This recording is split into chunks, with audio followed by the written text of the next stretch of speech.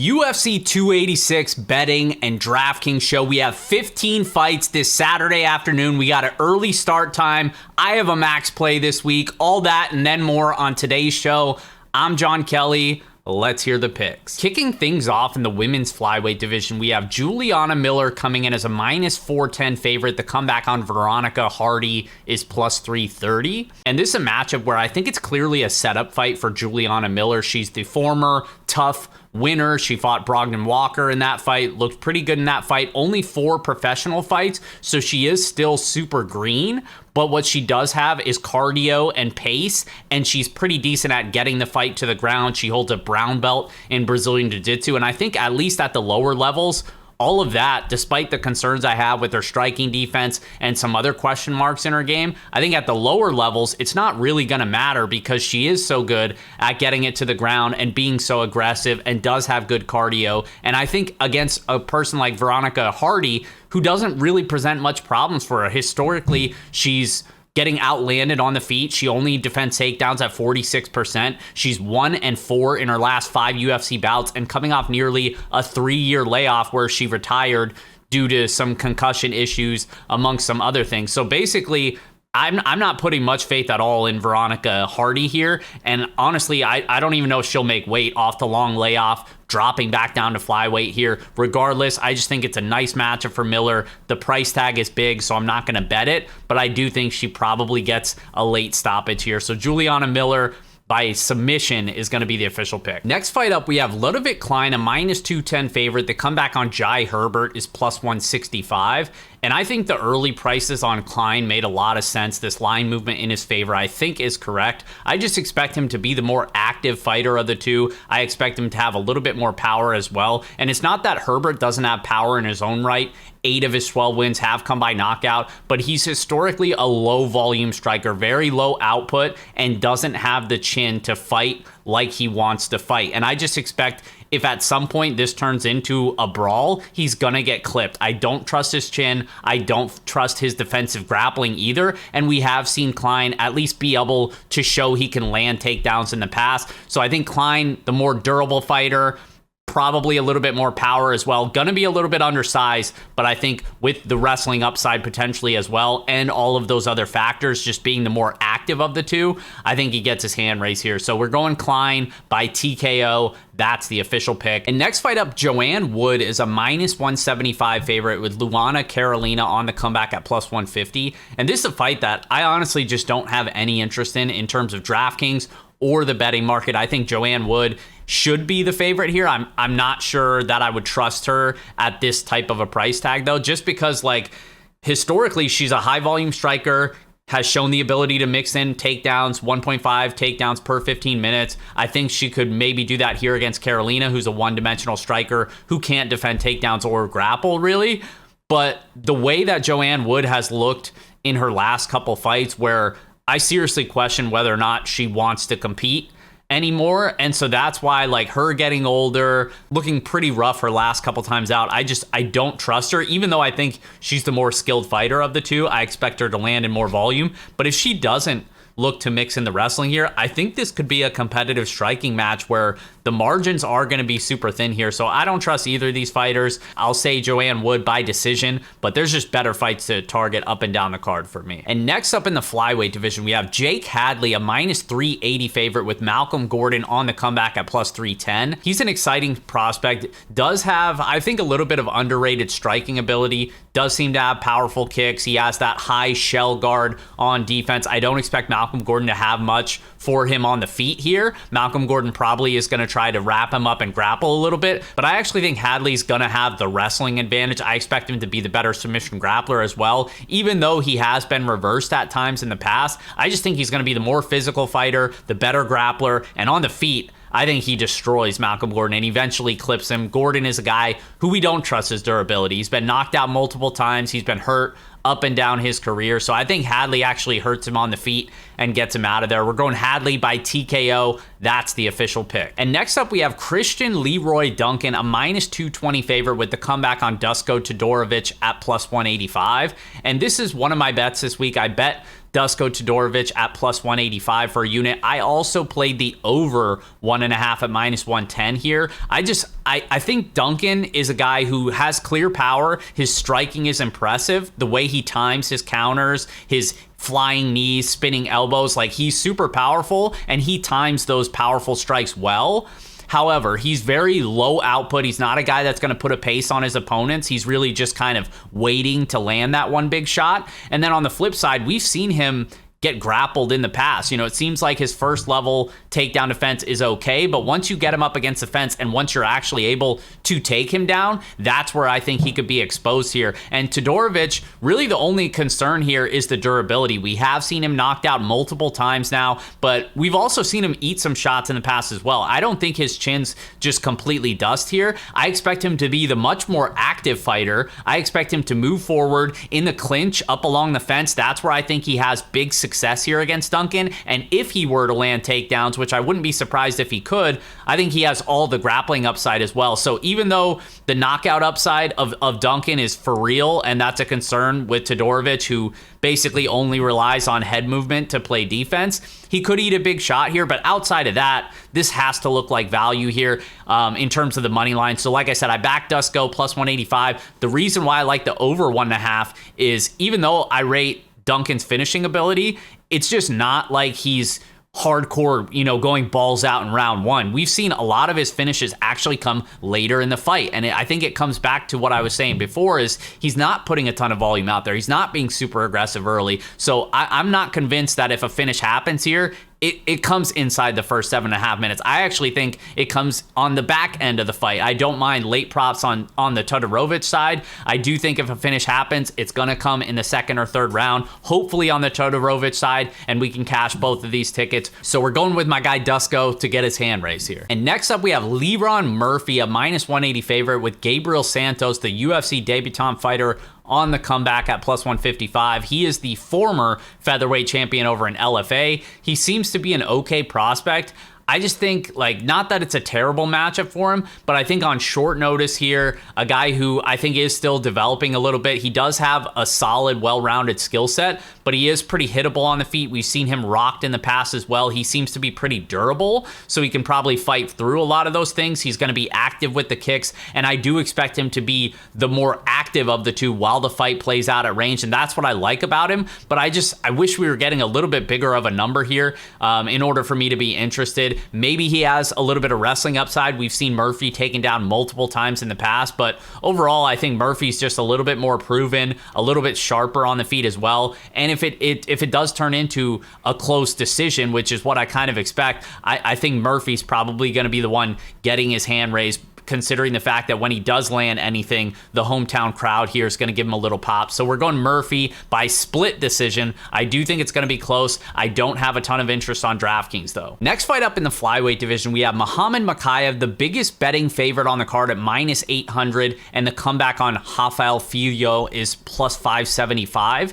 And this is a matchup where I think you have to favor the Mokaev side, even though I fully admit he's been underwhelming at times in the past. I do just think, stylistically speaking, this is a pretty favorable matchup for him. Rafael Filho is coming off the Contender Series, did get his hand raised there, earned a contract. He's on a 5-fight win streak, all 5 of them coming inside the distance. He holds a black belt in Brazilian Jiu-Jitsu, and that's basically his game. Is he does have a little bit of power on the feet, but he is primarily a grappler looking to get the fight to the ground. But I really wasn't impressed with him, not just in that Contender Series fight, but even across the regional scene. He's a guy that I think looks better on paper than he actually is. And at times you've seen him get out grappled and taken down and controlled by grapplers much lower than that caliber of Muhammad Mokaev, who lands takedowns at an absurd rate in the UFC. He's only 22 years old, undefeated, and he's taking down everybody that he faces. And I think he gets his hand raised in a decision. I don't mind the look at the overs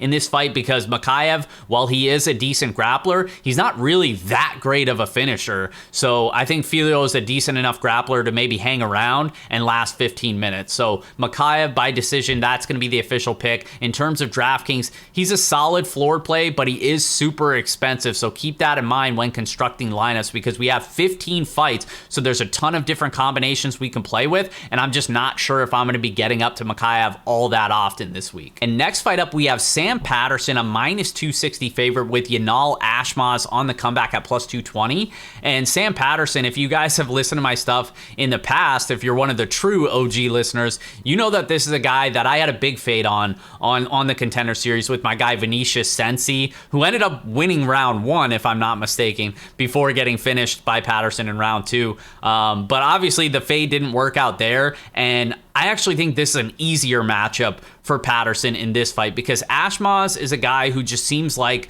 kind of a regional jobber, not a terrible fighter, has an okay skill set. He's not really bad anywhere per se, but he's going to be massively undersized here. Maybe he can look to close distance and get this fight to the ground, but I actually think he's going to struggle to do so. And Patterson, one of his best weapons is that guillotine choke. He's finished multiple opponents with that. He's not a horrible grappler. He is super hittable, but I don't think Ashmaz is going to be big enough or quick enough to be able to make him pay on the feet. And I think when he's going in on those takedowns, he's susceptible to getting his neck snatched up. So we're going Patterson by submission. That's the official pick. Hopefully it comes in a highlight fashion and we'll get a better fade spot down the road. Next fight up, we have Chris Duncan, a minus 115 slight favorite with Omar Morales at minus 105 on the comeback. This is a high variance matchup. I think both guys have power on the feet, but I do side with the Omar Morales side. I will be betting him. I'm just kind of waiting at this point because we've seen a decent amount of Duncan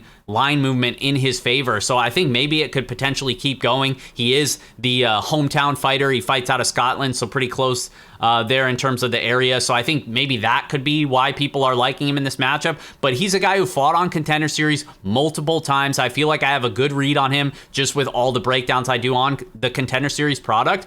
And where Duncan's exciting, he's got power. He can go to those takedowns at times if he needs to.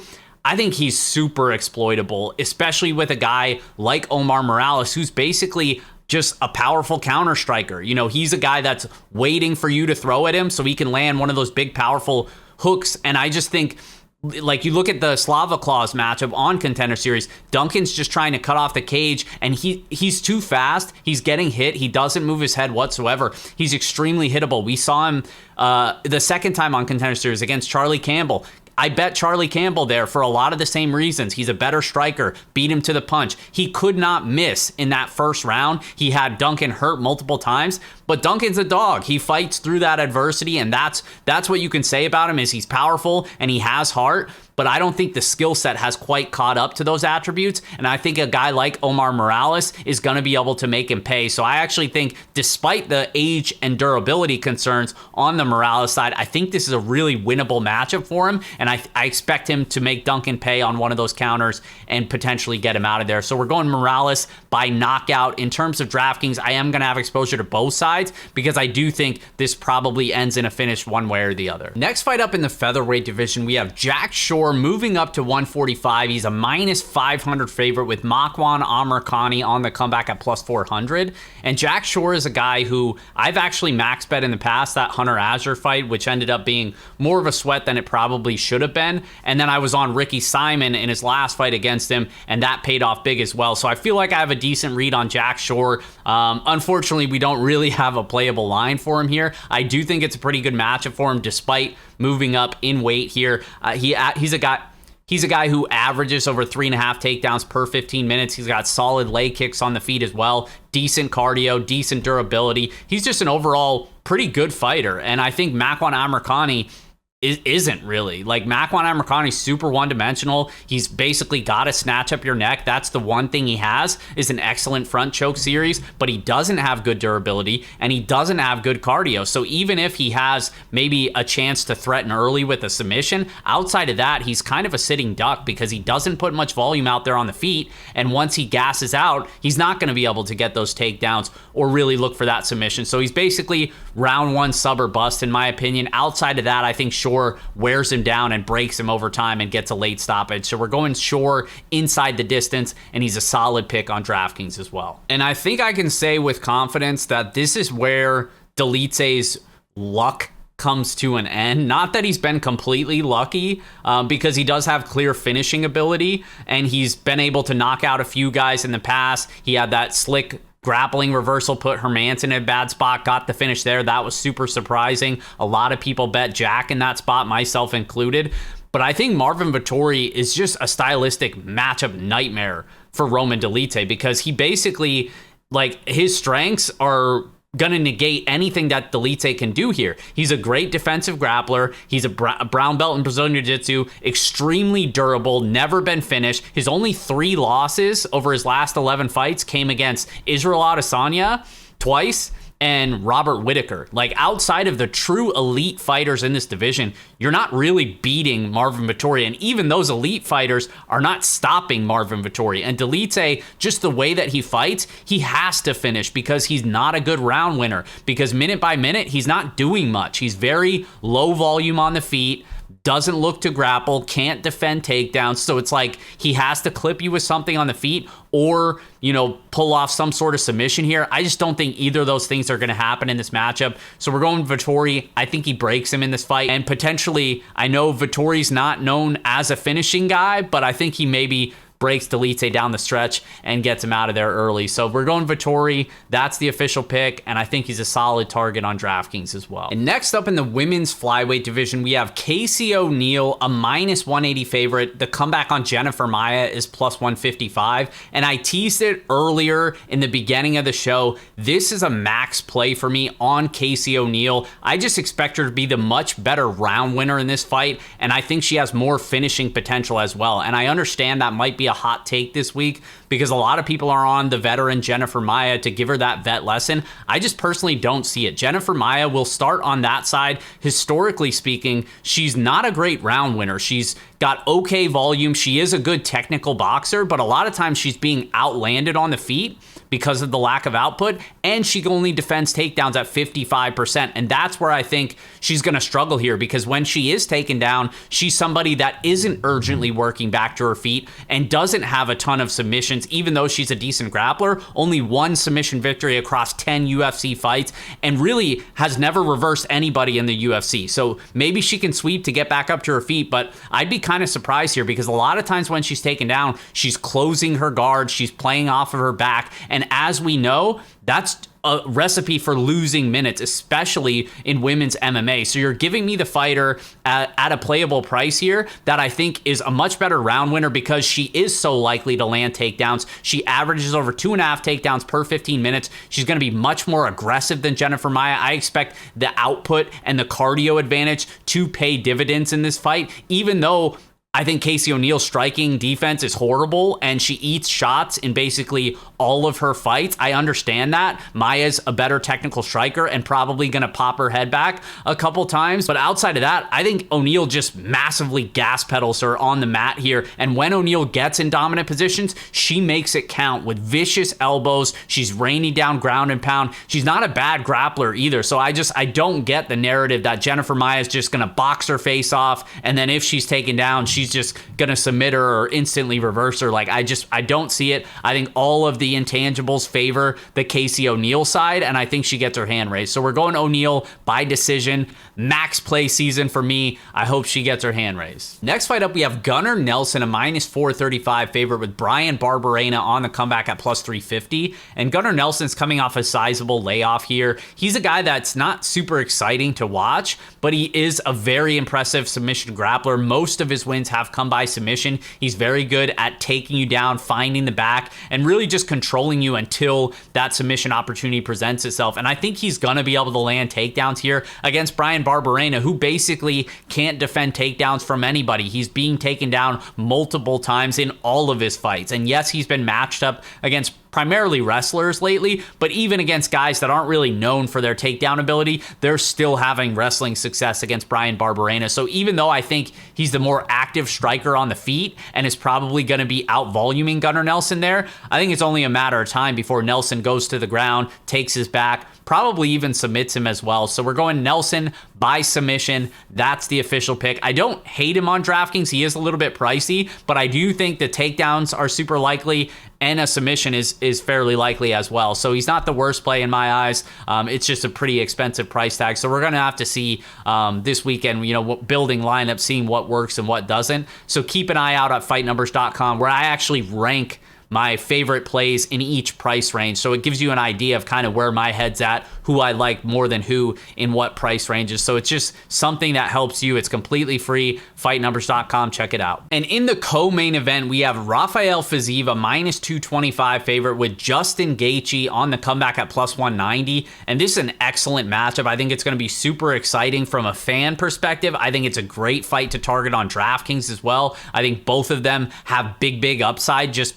based on the way they match up with each other, what both of these guys are trying to do. You know, on one hand, we have Fiziev, super clean technical striker, got the insanely powerful body kicks, head kicks that he's going to be throwing here in this matchup. And then on the flip side, we have Justin Gaethje, who's known for being a brawler, never been in a boring fight, is going to want to move forward, make it dirty, land some big shots. And I think he can do that here against Rafael Fiziev, who, yes, I mentioned offensively speaking, super clean, but we have seen at times he's pretty hittable as well. And we have seen him clipped. He has paid the price for that in the past. And I think someone like Justin Gaethje, who's going to be able to move forward, probably throw more volume, and has the potential to land some big shots as well. I think there's got to be value on Justin Gaethje here in what I think is a high variance matchup where, yes, I favor Fiziev as the cleaner technical striker and probably has more decision equity as well. But in terms of the way I expect the fight to play out, I'm just always going to lean towards the underdog. I'm hoping Gaethje gets his hand raised here. I think the market's kind of down on him because he's been exposed to a degree, but most of that was against grapplers. I don't think he's complete dust at this point like some people are making him out to be, and I hope he proves that this weekend. We're going Justin Gaethje with the knockout upset, which brings us to our main event as Kamaru Usman comes in as a minus 245 favorite with Leon Edwards, the current champion, on the comeback at plus 205. And despite Usman losing the rematch with the infamous head kick from Leon Edwards, the come from behind victory in the 5th round, excellent head kick, credit to him, never out of that fight. But I just don't think it changes my opinion of how the fight plays out really all that much, or really if at all, because we have a big sample now of these guys fighting each other. Obviously, one was back in 2015, so it was a long time ago. Both the guys have made improvements since then. But even after all those years, it was kind of similar to a sense in that Usman largely dominated the majority of minutes in that fight. And it's because of him being the better wrestler. You know, I almost always gravitate to the fighters who I can confidently say are going to land takedowns and can control their opponents. And I think that is going to be key again in this matchup, as Kamaru Usman's a much better wrestler. He landed multiple takedowns both times they fought, over 10 minutes of control time. I think that happens again here. If anything, I think he's maybe more aggressive with the wrestling approach after getting knocked out in the last fight. But I just think he's the better fighter basically everywhere. It's not just the wrestling, the striking. That's what made him a champion over the years. He's got one of the best jabs in the UFC. He's going to be much more active than Leon Edwards. Edwards, while he is skilled as well, he just doesn't do enough for me. The output, especially over 25 minutes potentially, is not going to be there. Whereas on the Usman side, I think it is going to be there. I think he's the more well-rounded fighter, better cardio as well. I think he gets the belt back this weekend. We're going Usman by decision. That's the official pick, and he's a great target on DraftKings as well. And as always, guys, fightnumbers.com, like I mentioned, you'll see DraftKings player rankings broken down by salary tier. You'll have ownership projections as well. It's all completely free. Check it out, fightnumbers.com. And as always, appreciate your support. Best of luck, and we'll see you guys next time.